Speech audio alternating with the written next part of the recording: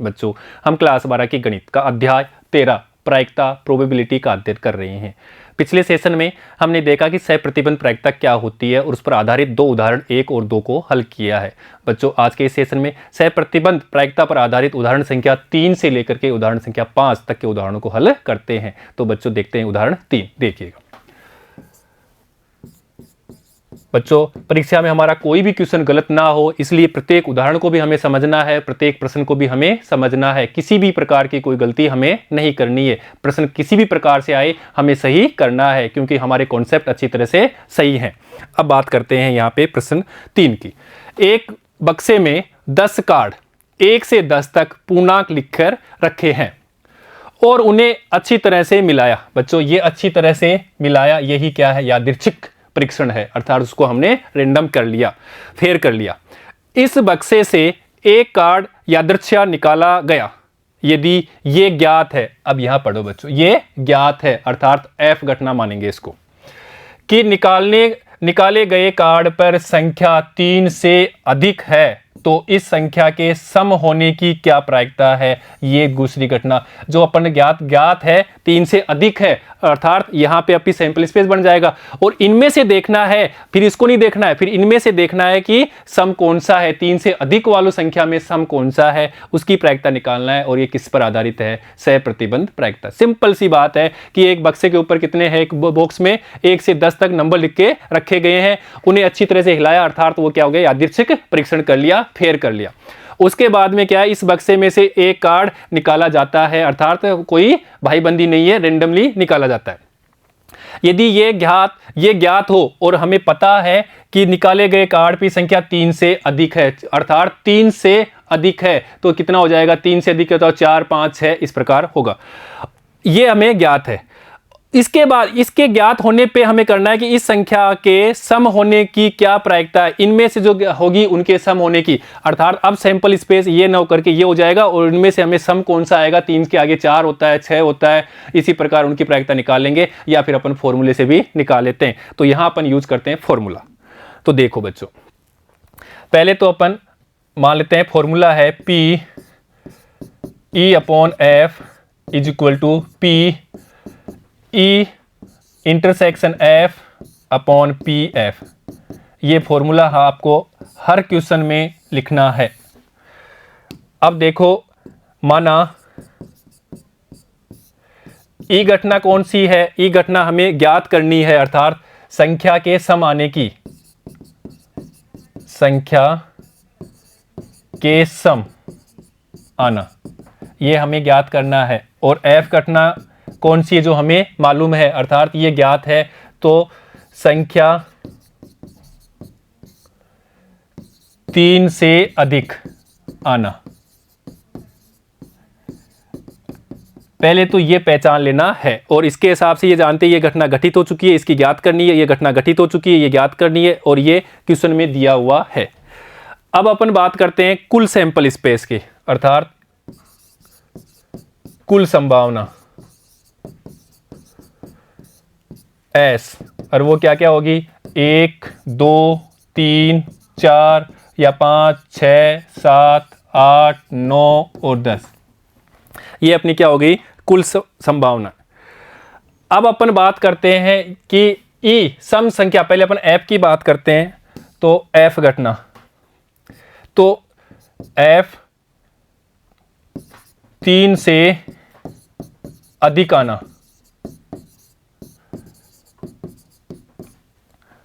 अर्थात अपन बात करते हैं F के सैंपल स्पेस, तो F के सैंपल स्पेस हो जाएंगे 4, 5, 6, 7, 8, 9, 10।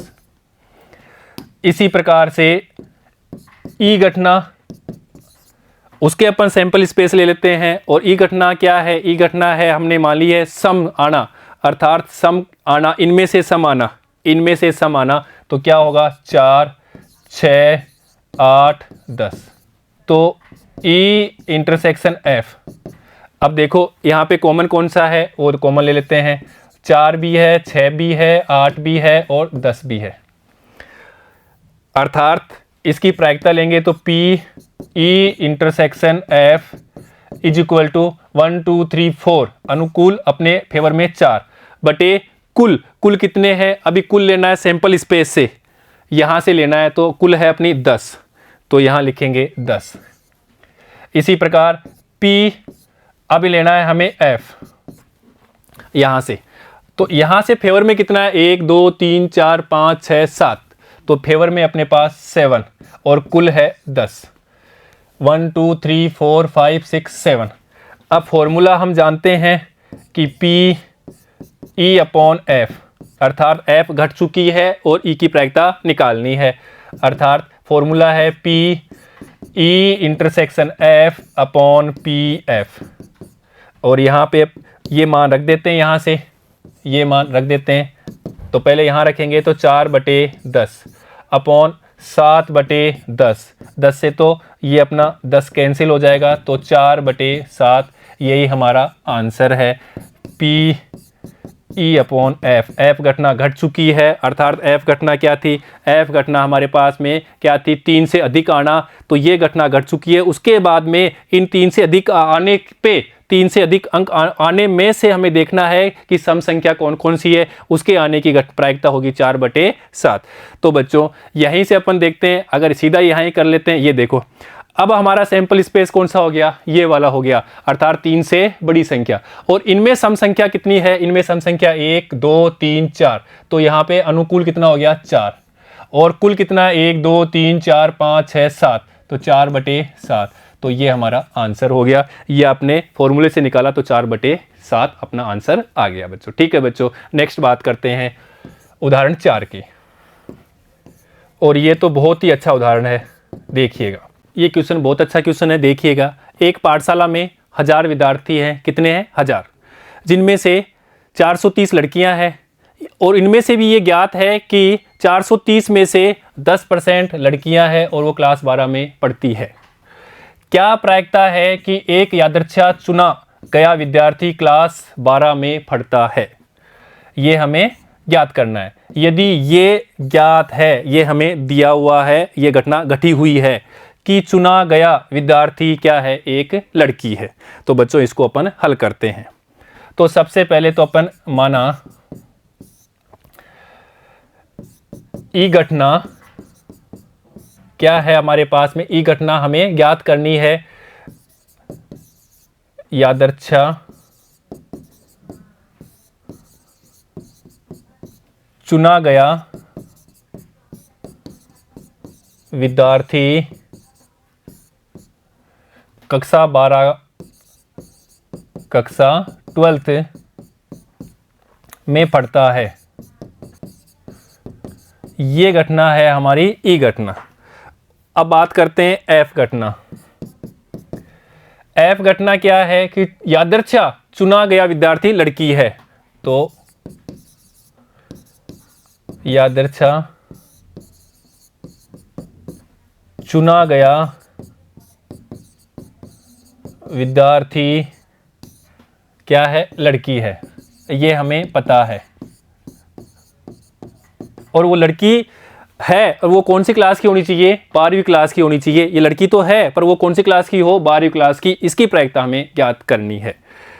अर्थात हमें ज्ञात करना है P, लड़की तो है पर वो लड़की कौन सी क्लास की है, 12वीं क्लास की है, ये हमें ज्ञात करना है। और इसका formula P E intersection F upon PF होता है। अब यहां पे देखो बच्चों, क्वेश्चन के हिसाब से कह रहा है 1000 विद्यार्थी हैं, अर्थात हमारे पास में कुल संभावना कितनी हो गई 1000 S। तो अपन बात करते हैं सैंपल स्पेस S, तो कितना हो जाएगा हमारा 1000, जिनमें से कितना है 430 लड़कियां हैं, कितनी लड़कियां हैं 430 लड़कियां हैं, और इनमें से भी कितना है 10% क्या है, 430 लड़कियां हैं और इसमें से भी क्या है 10% लड़कियां क्लास 12 में पढ़ती है। तो क्लास 12 में लड़कियां, तो लड़कियां वहां पे क्या हो जाएगा, तो देखो अपने पास में ये E इंटरसेक्शन F ये हो जाएगा यहाँ पे, कितना हो जाएगा, क्योंकि ये क्या है, याद से चुना गया लड़की है, तो लड़की कितनी है अपने पास में, लड़कियां हैं अपने पास में 430, और 430 का भी 10% अर्थात 43 क्या लड़कियां कौन सी क्लास में पढ़ती है, 12वीं क्लास में पढ़ती है, क्योंकि यहाँ पे दे रखा है 430 का 10%, अर्थात 430 इंटू 10/100, तो ये अपने पास में हो जाएगा 43 लड़कियां, वो किस में है, 12वीं क्लास में पढ़ती है। अर्थात ये हमने माना था लड़कियां, तो लड़कियां कितनी हो गई, यहाँ पे हो गई 430, और 12वीं क्लास में पढ़ती है, तो 12वीं क्लास में लड़कियां हैं वो कितना हमने ऐप था, वो कितना हो गई 43, तो अपने पास में यहाँ पे हो जाएगा 43, इंटरसेक्शन कितना हो गया 43। अब इसकी प्रायिकता निकालनी है, तो पी ई इंटरसेक्शन एफ अर्थात 43 अपॉन, अब अपने पास में कुल कितनी है 1000, अर्थात पी ई इंटरसेक्शन एफ हमारे पास में 43 अपॉन 1000 प्राप्त हो गया। इसी प्रकार हमें ज्ञात करना है पी एफ, और पी एफ के लिए हमें देखना है यहाँ पे यादृच्छिक से चुना गया विद्यार्थी लड़की है, और कुल लड़कियां हैं अपने पास में 430 और टोटल सैंपल स्पेस अर्थात विद्यार्थी हैं टोटल 1000।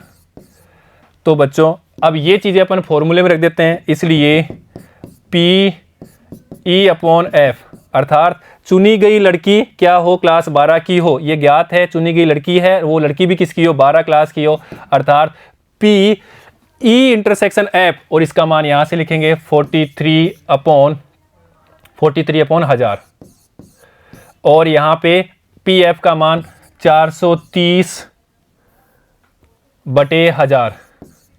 तो बच्चों ये तो कैंसिल हो गया, अपने पास 43 अपॉन कितना हो गया 430, तो इसको अपन लिख सकते हैं इज इक्वल टू 1/10, या यहां से अपन लिख सकते हैं पी ई अपॉन एफ, इसकी प्रायिकता होगी 0.1। तो इसके उसके इतने चांस है 0.1 कौन सी क्लास में वो लड़की भी होगी, और वो लड़की कौन सी क्लास में पढ़नी चाहिए, पढ़ने वाली होगी 12वीं क्लास में। तो इस प्रकार से अपन इस क्वेश्चन को सोल्व कर लेते हैं। बच्चों यहाँ पे थोड़ी सी गलती बस इतना ही हो सकती है इस इंटरसेक्शन को देखने की, कि उभयनिष्ठ देखने के लिए आपको क्या है, टोटल लड़कियां कितनी है, 1000 में से 430 टोटल लड़कियां है, ये टोटल, और उसमें से भी ये लड़कियां हैं, उसमें से क्या है कि 430 में 10% लड़कियां 12वीं क्लास में है, तो 12वीं क्लास की लड़कियां कितनी हो गई 43, अर्थात इन दोनों में तो ये भी लड़कियां हैं ये भी लड़कियां, उभयनिष्ठ तो कौन सी हो गई, यही हो गई, अर्थात इन दोनों में से कॉमन कौन सी है, ये 43 है, क्योंकि लड़कियां यहाँ पे भी वो लड़कियां यहाँ पे भी वो लड़कियां हैं, तो 43 क्या हो गया उभयनिष्ठ हो गया, इसलिए लिखा, फिर इसकी प्रायिकता निकाल ली। ये समझने वाली थोड़ी सी बात है। ठीक है बच्चों, नेक्स्ट देखते हैं उदाहरण 5, और अपन बात करते हैं उदाहरण 5 की। उदाहरण 5 में हमें दिया हुआ है कि एक पासे को 3 बार उछालने के परीक्षण में घटना ए तथा बी को निम्न प्रकार से परिभाषित किया है। कितनी बार उछाला है हमने, 3 बार। तो यहाँ पे दिया हुआ है घटना ए, तीसरी उछाल पे संख्या 4 प्रकट होना, ये घटना ए है, और घटना बी हमें दिया हुआ है कि पहली उछाल पे संख्या 6 और दूसरी उछाल पे संख्या क्या हो 5 प्रकट हो, ये अपनी घटना बी हो गई। अब क्वेश्चन में हमें पूछ रहा है कि यदि बी का घटित होना दिया गया है तो घटना ए की प्रायिकता ज्ञात करनी है, और ये अपन जानते हैं। तो देखिए इस बात को अपन जानते हैं, हम जानते हैं सहप्रतिबंध प्रायिकता से, सहप्रतिबंध प्रायिकता, और उसी के बारे में अपन पढ़ रहे हैं कि एक घटना घट चुकी है तब इसकी प्रायिकता निकालनी है, और यहाँ पे बी घटना क्या है, यहाँ पे दिया हुआ है कि घटित होना दिया है, तो यही बात यहाँ पे है कि यह घटना घटित हो गई तब इसकी प्रायिकता, और वो होता है probability A intersection B upon probability B. ये अपन अच्छी तरह से जानते हैं। अब देखिएगा अपने पास में एक घटना हमें दी हुई है, एक घटना है कि पासे को अपन तीसरी उछाल में कितना आना चाहिए, 4 प्रकट होना चाहिए। तो यहां पे तीसरी उछाल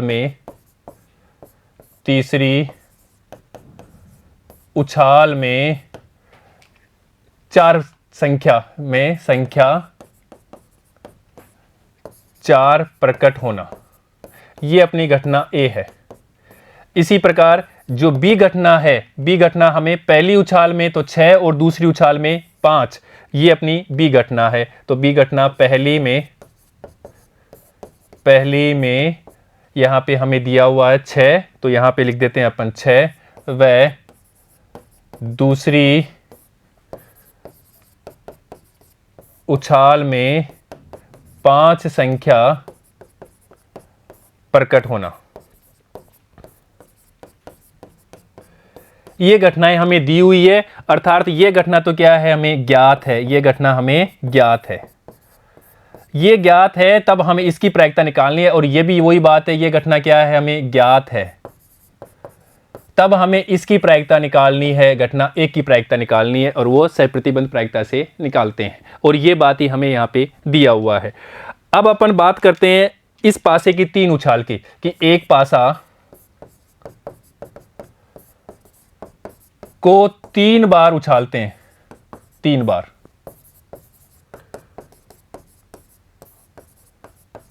तब इसके प्रतिदस्त समष्टि की बात करें तो प्रतिदस्त समष्टि अर्थात 3 बार उछालते हैं तो इसके कुल परिणाम कितने होते हैं वो अपन बात करते हैं। और प्रतिदस्त समष्टि को सैंपल स्पेस ऐसे डिनोट करते हैं। तो S बराबर यहाँ पे कुल संख्या कितनी होगी, 6 तल इंटू तल बराबर ये हो जाएगी 216। तो ये अपने पास में इसके कुल परिणाम आएंगे, सैंपल स्पेस से कितने आएंगे, 216 आएंगे। अब 216 कौन कौन से होंगे वो अपन थोड़ी सी बात कर लेंगे, कैसे कैसे होंगे, क्योंकि उनकी हमें ज़रूरत पड़ेगी आगे।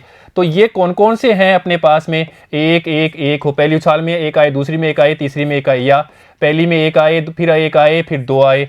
इसी प्रकार से अपन बात करते जाएं यहाँ पे, तो यहाँ पे एक आए और 6 आए, या हो सकता है 1 आए, 2 आए, 1 आए, या 1 आए, 2 आए और यहाँ पे 2 आए।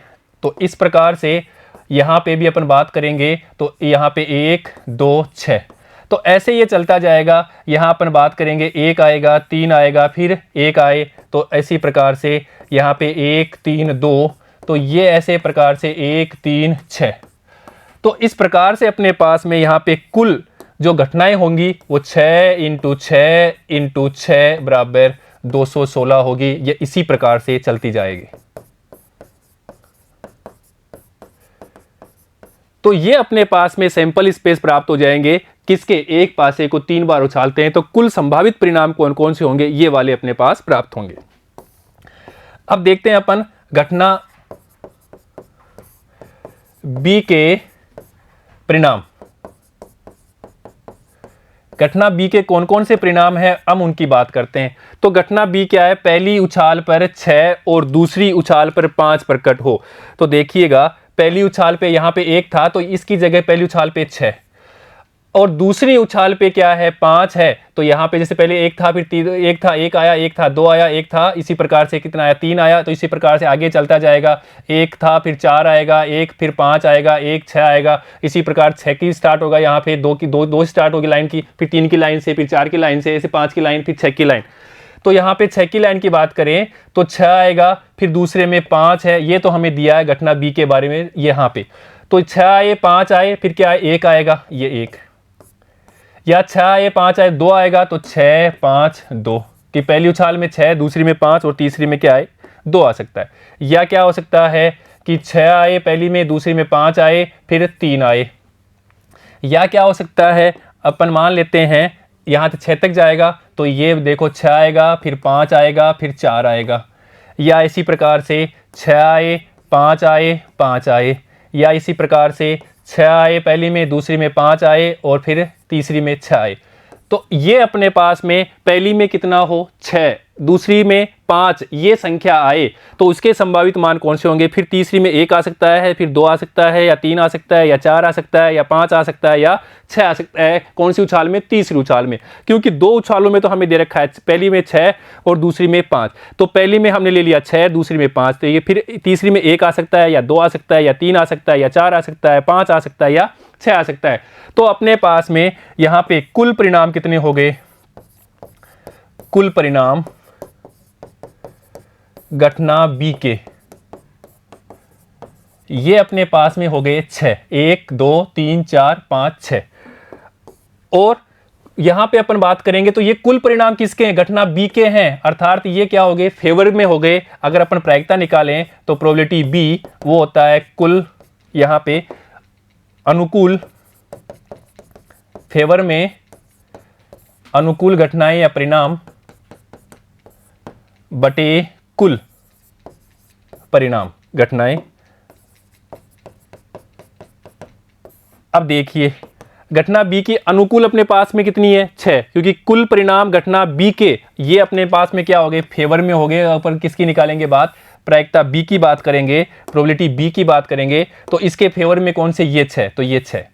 और कुल घटनाएं कितनी है, कुल घटनाएं अपन निकाल चुके हैं 216, तो यहां पे लिख देंगे 216। तो ये हमें प्राप्त हो जाएगी प्रोबेबिलिटी बी, अर्थात प्रायिकता बी का मान ये प्राप्त हो गया। अब देखते हैं आगे घटना ए के लिए। घटना ए के लिए प्रतिदर्श समष्टि सैंपल स्पेस, इसके परिणाम अपन बात करते हैं कि इसके कुल परिणाम कौन कौन से होंगे घटना ए के बारे में। तो देखिए घटना ए की बात करेंगे तो घटना ए में क्या है कि तीसरी उछाल पर 4 प्रकट होना। तो बच्चों तीसरी उछाल पे क्या है, 4 प्रकट होना। तो इसके लिए कौन कौन से हो सकते हैं वो बात करते हैं कि तीसरी उछाल में तो यहाँ पे पहली उछाल में 1 आए, यहीं से बात करें अपन इस वाले से कि यहाँ पे 1 आए, तीसरी उछाल में यहाँ पे 4 आएगा, फिर यहाँ पे इसमें यहाँ पे 4 आएगा, फिर इसमें 4 आएगा। तो इस प्रकार से यहाँ पे ये 1 के लिए कितने आ गए, 6, फिर इसी बार 2 के लिए 6, 3 के लिए 6, तो इस बार 6 के लिए 6 × 6 तो 36 घटनाएं आएंगी। अर्थात अपन बात करेंगे, देखिए कौन कौन सी होगी उनकी बात करते हैं। तो तीसरी उछाल में है तो यहाँ पे 1 आए 4 आए, इसी प्रकार यहाँ पे 1 आए 2 आए 4 आए, इसी प्रकार 1 आए 3 आए 4 आए, इसी प्रकार 1 आए 4 आए 4 आए। या अपन बात करेंगे तो 1 आए 4 आए या 4 आ गया तो यहाँ पे 5 आएगा, 5 और यहाँ पे 4, क्योंकि हमें तीसरी में तो 4 लेना ही है। या 1 आए 6 आए 4 आए, तो ये अपने पास में पहले 1 आए तब इसके 6 हो गए। इसी प्रकार अपन बात करें कि 2 के लिए तो 2 आए 1 आए 4 आए, फिर 2 आए 2 आए 4, या अपन बात करें 2 3 4, या 2 4 4, या 2 5 4, या 2 6 4। तो ये कौन सी हो गई, जब 2 आता है तब। इसी प्रकार से पहले में 3 आए, फिर 1 आए, फिर 4 आए, फिर 3 2 4, फिर 3 3 4, या 3 4 4, या 3 5 4, क्योंकि तीसरी उछाल में तो हमें 4 लाना ही है, या 3 6 4। ये अपने पास में जब पहली पे 3 आए तब इसकी 6 हो गई। इसी प्रकार पे 4 आए, फिर 1 आए, फिर 4 आए, फिर 4 2 4, या 4 3 4, या 4 4 4, या 4 5 4, या 4 यहाँ पे फिर 6, फिर 4 4 6 4। आगे देखिए अगर 5 हो तो 5 1 4, या 5 2 4, या 5 3 4, या 5 4 4। तीसरी में तो हमें 4 लेना ही है, या यहाँ पे 5 5 4, या 5 6 4। इसी प्रकार से 6 की लेते हैं पहली उछाल में तो यहाँ पे इसकी संभावना कौन सी होगी, 6 1 4, 6 2 4, या 6 3 4, या 6 4 4, या 6 5 4, और लास्ट कौन सा होगा, 6 6 और 4। तो ये अपने पास में 36 अपने पास में इसकी घटनाएं होगी, किसकी, बी घटना की। तो इसकी अगर प्रायिकता निकालने के लिए बोले तो देखिए प्रायिकता ये अपने पास में घटना ए थी, अगर घटना ए की प्रायिकता निकालें तो फेवर में कितने हैं 36, कुल कितने हैं 216। तो इस प्रकार से ये निकल जाएगी। परंतु हमें क्या निकालना है, हमें तो निकालना है बी घटना घटित हो गई, प्रोबेबिलिटी बी घटित हो गई तब ए की प्रायिकता निकालनी है। और ये फॉर्मूला होता है probability A intersection B upon probability B. सहप्रतिबंध प्रायिकता से, कंडीशनल प्रोबेबिलिटी से अपन जानते हैं। तो ये हमें निकालना है इसका मान। जब ये घटना घटित हो गई तब इसकी प्रायिकता निकालनी है। अब देखिए हमें जरूरत पड़ेगी, इसलिए हमें जरूरत पड़ेगी A इंटरसेक्शन B, अर्थात घटना A और घटना B में उभयनिष्ठ क्या है, दोनों में कॉमन है, वो हमें देखना पड़ेगा। तो ये तो अपने पास घटना कौन सी हो गई, A घटना, उसके सैंपल स्पेस है A घटना के, अभी हमने बात कर ली 36 है ये वाले। और यहां पे हमने बात कर लिया, ये है अपनी घटना B। अब घटना B में 6 5 है, 6 के बाद 1 है, यहाँ पे 6 5 2 है, 6 5 3 है, 6 5 4, 6 5 5 है, 6 5 6 है। ये घटना कौन सी है, B है, जिसमें पहली उछाल पे 6 आना चाहिए, दूसरी उछाल पे क्या आना चाहिए, 5। तो बाकी तीसरी उछाल पे कौन सी है, ये 6 ही आ सकते हैं, 1 या 2 या 3 या 4 या 5 या 6। और यहाँ पे क्या है कि तीसरी उछाल पे क्या आना चाहिए, 4। तो इसके संभावित मान हमने देख लिए, ये है। अब इन दोनों में देखने के लिए हमें 6 की लाइन ही देखनी है, क्योंकि यहाँ पे किसकी लाइन है, 6 की लाइन, और यहाँ पे भी 6 की लाइन में देख लेते हैं, ये लाइन है। अब 6 की लाइन में क्या है, 6 की लाइन में 1 है, नहीं चाहिए हमें, 6 की लाइन में 5 है, 6 की लाइन में पहली में 6 चाहिए, फिर 5 चाहिए, फिर 1 चाहिए, तो नहीं है, 5 की लाइन देखना है सीधा। तो ये 6 की लाइन में ये 5, पहली उछाल में 6, फिर 5, फिर 4, और ये चीज़ अपन यहाँ पे भी मिल रही है, ये देखिए, ये देखो 6 5 4, अर्थात ये दोनों में क्या है, कॉमन है, उभयनिष्ठ है। तो अपन यहाँ पे लिख देंगे कि इन दोनों में जो उभयनिष्ठ है वो अपना हो गया 6 5 4, ये अपना उभयनिष्ठ हो गया। फेवर में कितनी घटना हो गई, 1, कुल घटना कितनी है, 216। तो इसकी प्रायिकता निकालेंगे, प्रोबेबिलिटी A इंटरसेक्शन B, अर्थात फेवर में कितनी है, ये 1, कुल कितनी है, 216। तो ये मान भी हमें प्राप्त हो गया। इसको दे दे समीकरण 1 दे देते हैं, इसको अपन समीकरण 2 दे देते हैं, और हमें ज़रूरत है प्रोबेबिलिटी B की, वो भी अपन निकाल चुके हैं।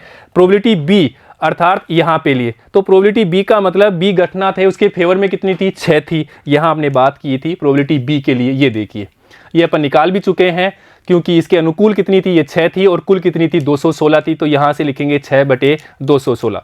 तो ये मान अपन यहाँ पे रखेंगे 6/216, इसको दे देंगे अपन समीकरण 3।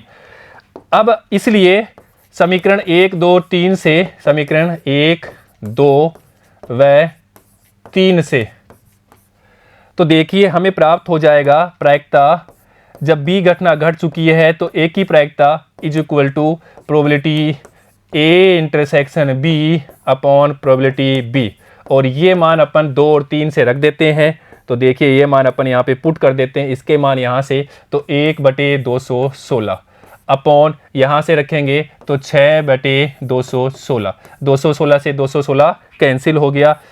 तो अपने पास में मान प्राप्त हो गया, जब B घटना घट चुकी है तो A घटना की प्रायिकता 1/6, और यही हमारा आंसर है बच्चों, उत्तर है।